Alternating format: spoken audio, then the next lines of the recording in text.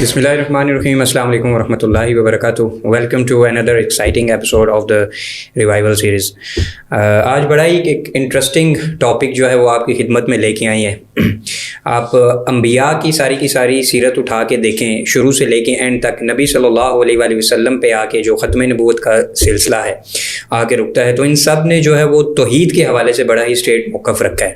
اور امت کو جتنی امتیں گزری انبیاء نے توحید کے حوالے سے جو ہے وہ کمپرومائز نہیں کیا، اور بڑا کھل کے ہی بالکل اسٹریٹ فارورڈ سے ایز اٹ از، جیسے اللہ رب العزت وحی کا سلسلہ اتارتا تھا نبیوں پہ، یا اللہ رب العزت اپنے فرشتوں کے تھرو جو توحید کا کنسیپٹ بتاتا تھا، اس میں کہیں بھی گڑبڑ نہیں کی گئی نبیوں کی طرف سے. تو اسی حوالے سے دو بہت اہم پرسنالٹیز آج ہمارے ساتھ موجود ہیں. تنظیم تحریک دعوت و توحید کے جو کنوینئر ہیں میاں جمیل صاحب، اور دوسری سائڈ میں ہمارے ساتھ موجود ہیں ڈاکٹر شفیق الرحمان صاحب. اچھا، آج ہم کوشش کریں گے کہ توحید کا جو مقصد ہے یا اس کی ضرورت جو ہے وہ سوسائٹی کو یا امت کو کیوں ہے. تو اس حوالے سے دونوں کی اپنی اپنی فیلڈ میں کمال کی مہارت ہے.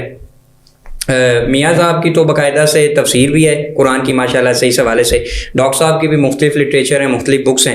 تو کوشش یہ رہے گی کہ پبلک کے حوالے سے جو خالصتاً اصلاح کا حوالہ ہو، اصلاحی مواد ہو، وہی آپ کی خدمت میں ہم شیئر کریں. میاں صاحب، سب سے پہلے تو ہم شکریہ ادا کرتے ہیں کہ آج آپ نے اپنے قیمتی وقت میں سے وقت نکالا.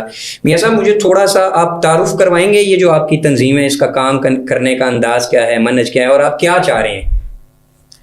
بسم اللہ الرحمن الرحیم. یہ تحریک آج سے 15 سال پہلے ہم نے شروع کی. مقصد اس کا یہ تھا کہ عقیدہ توحید کو ہائی لائٹ کیا جائے، اور خاص طور پر پڑھے لکھے لوگوں کو سمجھایا جائے کہ توحید کیوں ضروری ہے.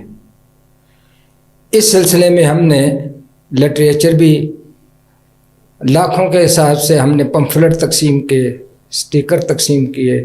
میں نے فہم القرآن کے نام سے تفسیر لکھی جس میں اس عنوان کو خاص طور پر ہائی لائٹ رکھا ہے، اور پھر کتاب بھی ایک مرتب کی جس کو عنوان میں نے بڑا سادہ رکھا، توحید کے فائدے اور شرک کے نقصانات.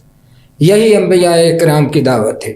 اللہ نے جتنے بھی پیغمبر دنیا میں مبعوث فرمائے، ہر پیغمبر کا پہلا ایشو، پہلی دعوت، اور وہ اپنی جدوجہد کا آغاز یہیں سے کیا کرتے تھے، باوجود اس کے کہ اس زمانے میں کرنٹ ایشوز موجود ہوتے تھے.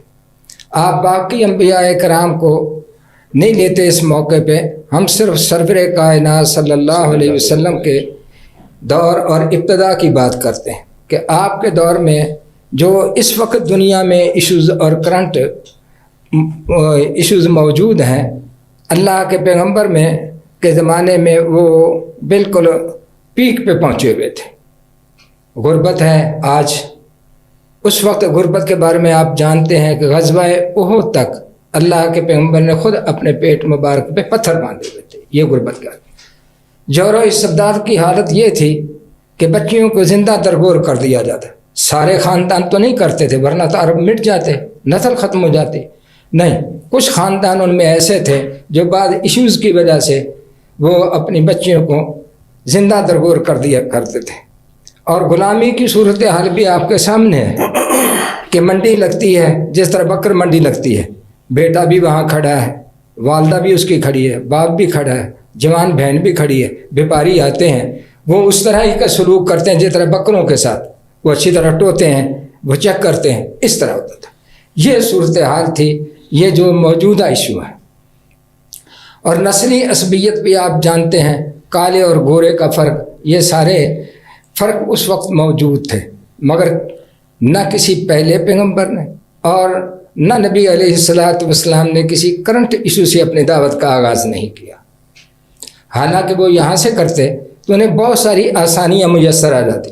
اگر وہ مزدوروں کا نام لیتے تو ایک خاص طبقہ آپ کے ساتھ ہوتا. اگر آپ یہ فرماتے کہ اے میری بچیوں، خواتین، بہنوں، آپ میرا ساتھ دیں، میں آپ کے حقوق کی جنگ لڑتا ہوں، تو ایک کامن سینس والا بندہ بھی انکار نہیں کر سکتا کہ خواتین آپ کا ساتھ دیتے. اس طرح مختلف طبقات کا اگر آپ نام لیتے تو یقیناً کوئی نہ کوئی طبقے، مضبوط طبقے، کثیر طبقے آپ کا ساتھ دیتے.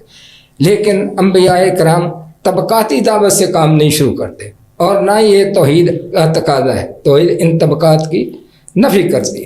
اس لیے تمام انبیاء کرام کے زمانے میں یہ ایشوز موجود ہوتے تھے، اور اللہ کے پاک نبی کے زمانے میں تو یہ ایشو جو ہے یہ پیک پہ پہنچے تھے، نقطہ کلائی مس تک پہنچے ہوئے تھے، مگر آپ کو حکم یہی تھا کہ آپ نے اپنی دعوت کا آغاز اللہ کی توحید سے کرنا ہے۔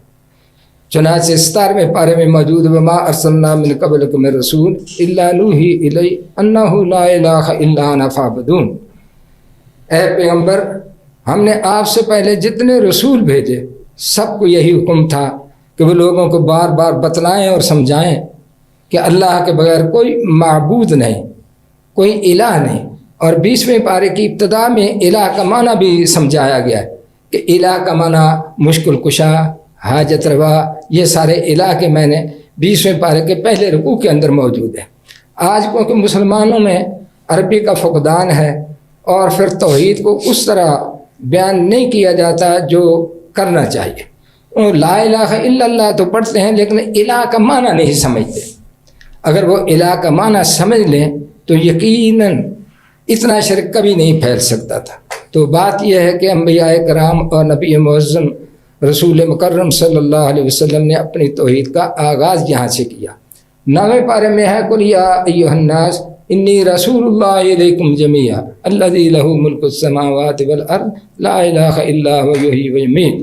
یہاں نبوت کا اظہار بھی کر دیا گیا ہے کہ انی رسول اللہ الیکم جمیعا، اس میں ختم نبوت کا مسئلہ بھی آ گیا جمیع کا لفظ بول کر، اور اللہ کی توحید بھی بتلا دی گئی۔ تو یہ توحید کیوں ضروری ہے؟ توحید کے بغیر انسان نہیں بدل سکتا۔